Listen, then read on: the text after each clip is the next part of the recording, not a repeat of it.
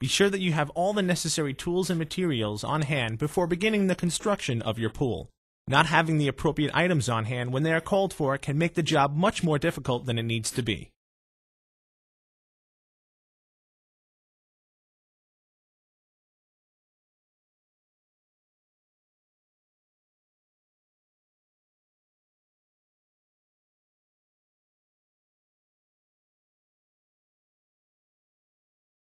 Go through the hardware packs and separate the different kinds of hardware. This will make it easier to find the necessary hardware when you need it, and to help you become more familiar with the different types of hardware you will be using in the assembly of your pool.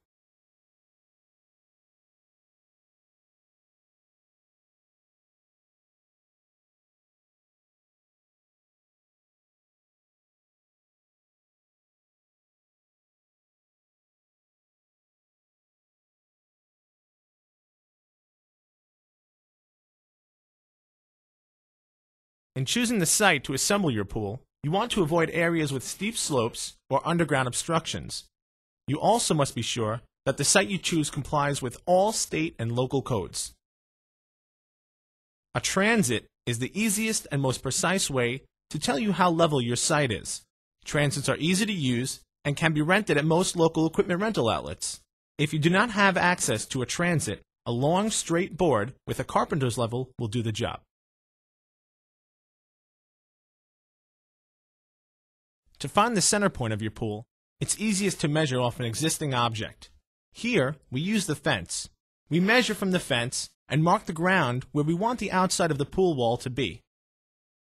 We then measure half of the width of the pool, or the radius of the pool, and stake the tape measure at that point. This is the center point. You now pull the tape measure to the radius measurement of your pool, plus 1 extra foot. For example, if you have a 24-foot pool, you should pull out the tape measure to 13 feet. Mark this point on the ground all the way around. This is where your pool will go. Plus, it will give you a little extra room to work. Remove all of the sod from inside the circle you just marked. The pool cannot be installed on top of any grass.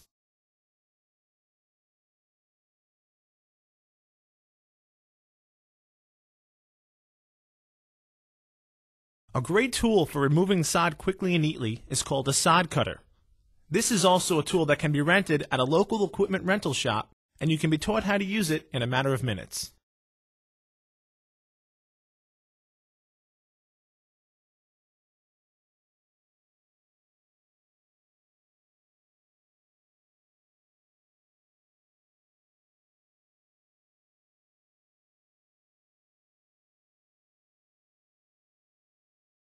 Once you've pulled up the majority of the sod, you should rake the area clean.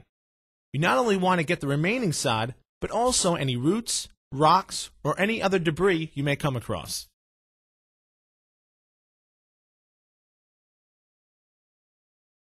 Once the area is clear of all debris, you should check how level the area is. While doing this, you should determine where the high and low points of your site are.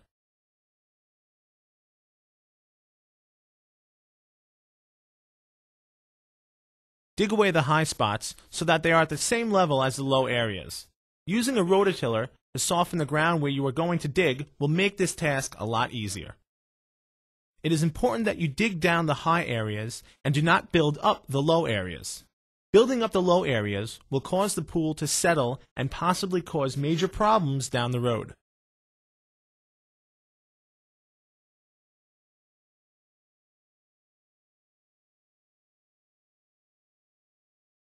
The entire area should be within 1 inch of being perfectly level before proceeding to the next step.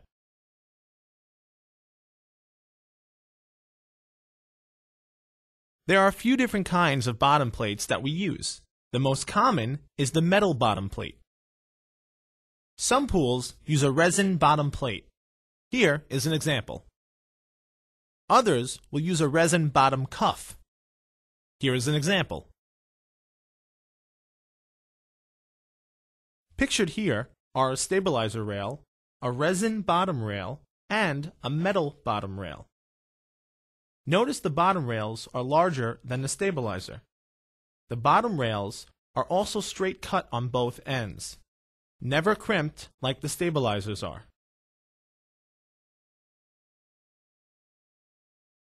The stabilizers have a male and female end, so they are only crimped on one side. They are also the smaller of the two kinds of rails. Once you have determined your bottom rails and bottom plates, lay them out around the site. Assemble your bottom track by sliding the bottom rail into the bottom plate up to the dimple on the plate. This is done exactly the same way for pools with resin bottom plates and rails. Resin bottom cuff pools are also done in the same fashion. You should measure the bottom track across in several locations to ensure that the pool is truly round and that it's measuring the correct size. Once you are satisfied, you can stake the ring into position.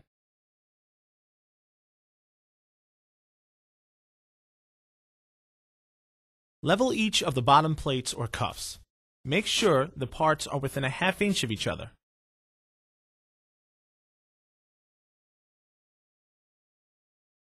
Place a patio block under each of the bottom plates or cuffs. The block should be recessed into the ground so the track is still sitting on solid ground. Make sure the block is level in all directions. Once the block is in, recheck the level of the plate or cuff to make sure it's at the same height as it was before you put the block down. Again, this can be done without a transit. You can use a long straight board and a carpenter's level to do this job.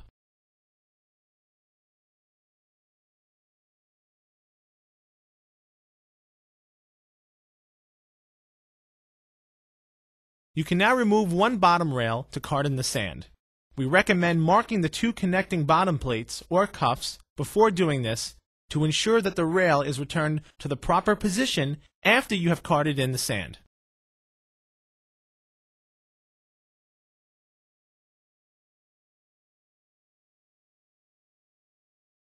Cart the sand or pool base into the pool area.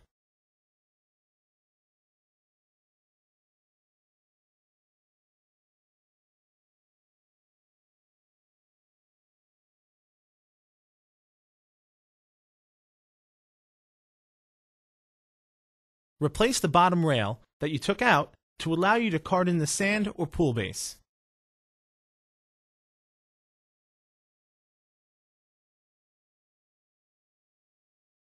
Spread the sand or pool base equally throughout the pool area.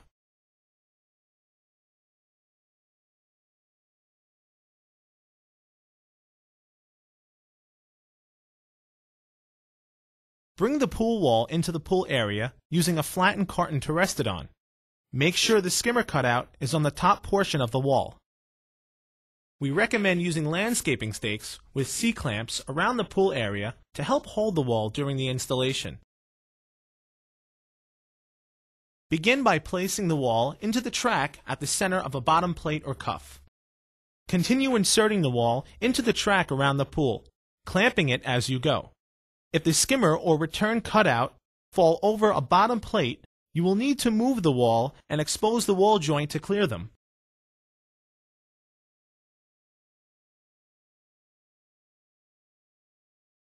If you get to the end and the wall does not properly line up, you can pull the wall back and move the bottom rails in or out of the bottom plates to get the necessary adjustment. This should be done evenly around the pool and not just where the wall joints lie.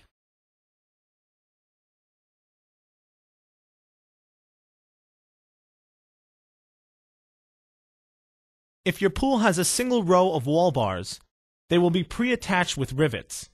Simply line up the two sections so that the aluminum wall bars do not touch each other. Secure using the wall bolts and nuts. You must have a bolt in every hole or your pool will break. All nuts should be as tight as possible using hand tools.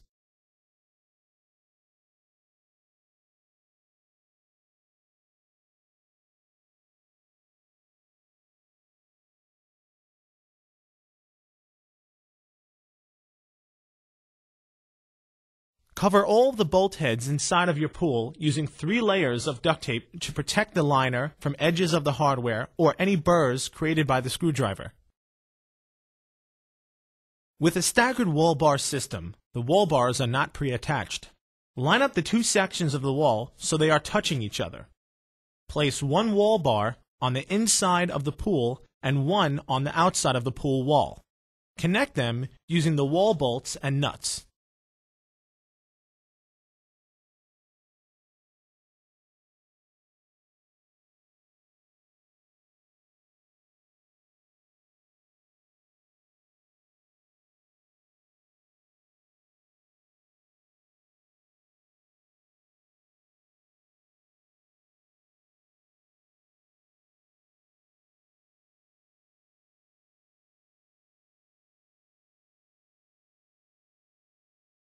The wall bars must not touch each other or your pool will break. All holes must have securely tightened nuts and bolts, and all hardware should be as tight as possible using hand tools. Cover all of the bolt heads inside of your pool using 3 layers of duct tape to protect the liner from edges of the hardware or any burrs created by the screwdriver.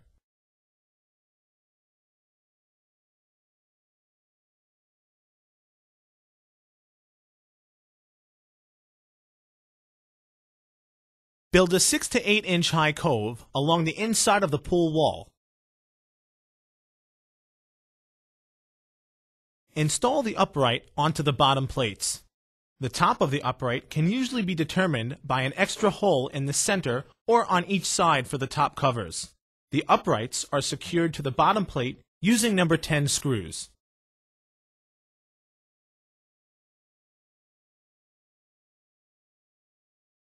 If your pool has bottom cuffs, there is no hardware necessary to secure the uprights. Simply line the upright into the bottom cuff and snap it down into place. When done properly, you should see all of the tabs going through the holes in the upright. Pack down the cove you have built using a tamp or trowel. Be careful not to scratch the pool wall. Smooth out the sand or pool base using a rake.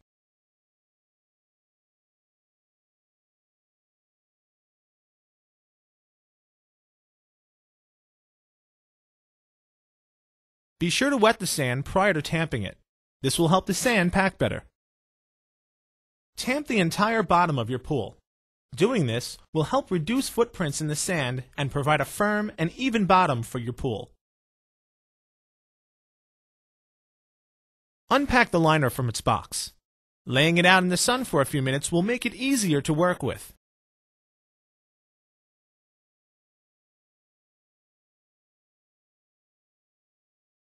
You want to re-roll the liner in a fashion that will be easy for you to work with in the pool.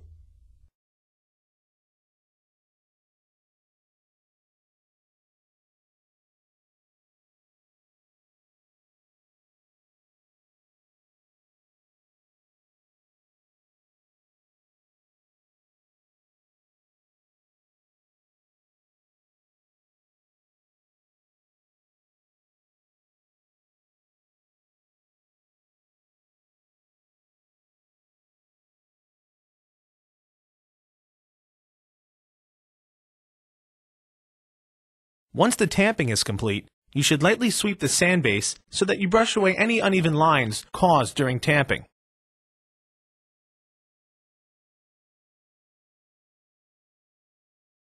Bring the liner into the pool and spread it out evenly. Do not walk on the liner with your shoes on. Please be aware that there are a few different kinds of liners that are popular in today's market.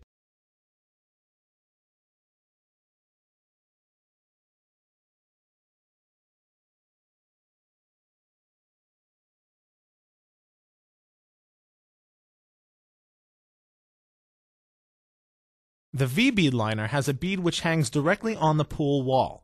There is no coping used with this type of liner. The stabilizer rails will be secured directly on top of the V-bead itself. The snap bead liner requires a separate bead track. The track is installed on top of the pool wall and the snap bead liner is snapped into this track.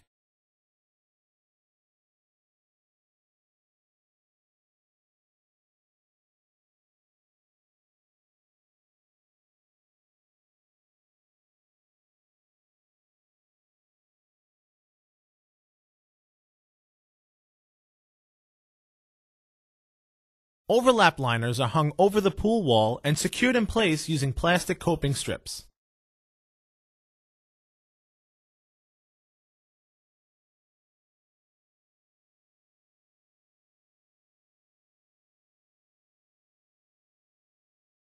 Unibead liners can be used as either a V-bead or a snap bead liner. They come out of the box as a V-bead liner. You can also cut and peel away the V-bead portion, leaving you with a snap bead liner.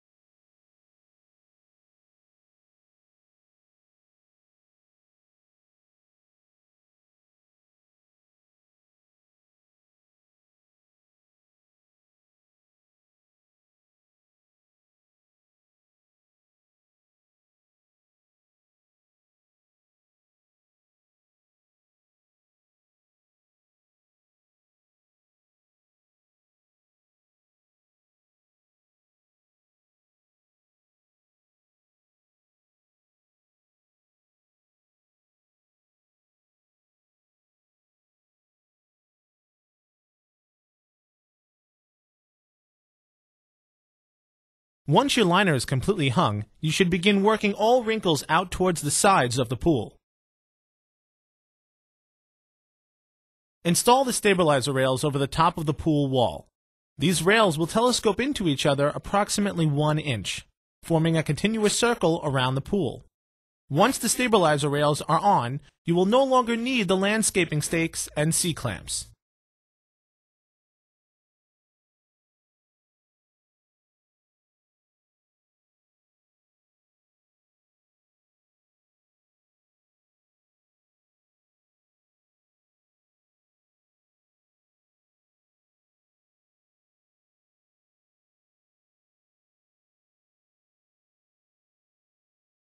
Install the top plate by snapping it over the stabilizer rail and securing it to the upright using number 10 screws.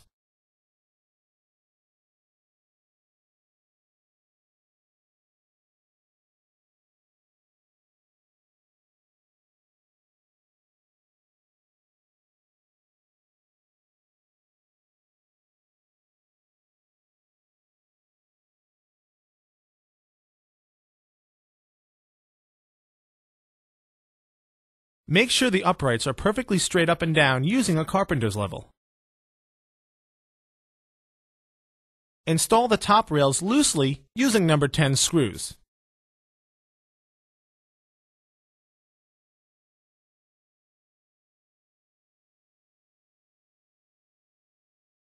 Once you have all of the rails in place, you can tighten down all of the screws.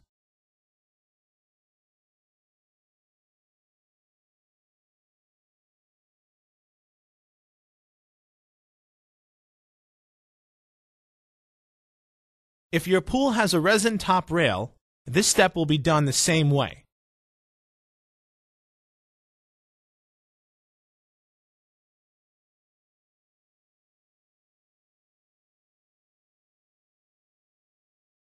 But you will use a number 10 screw that is 1 inch long and has a washer attached to it. There are many versions of top covers. Please consult the final step in your instruction booklet to ensure that you do yours correctly. Most have 2 halves, like this one. The top covers usually call for number 12 screws, but this is not always the case.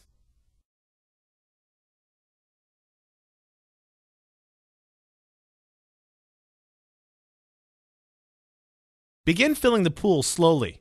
It is during this first inch of filling that you will still be able to work out the wrinkles by kicking them to the outside of the pool.